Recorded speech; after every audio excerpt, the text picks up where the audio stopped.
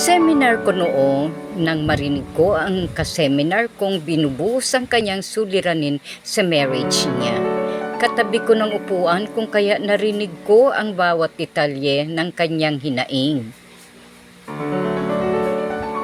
Siyempre, napukaw niya ang aking pagkamahabagin. Sa isip ko, mamaya, kakausapin ko ito ng masinsinan. Kinabukasan, habang naghihintay pa ng mga kasamahan namin, kinausap ko siya. Una kong tinanong, chain smoker ka ba?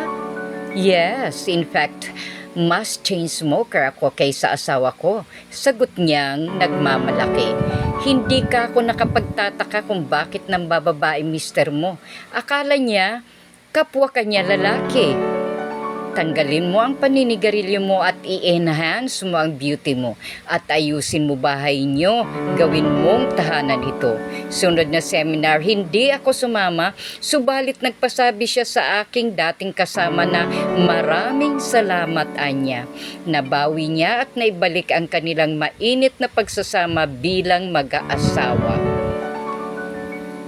Sa pag-aasawa, parang sasakyan, babae ang may hawak ng manibela.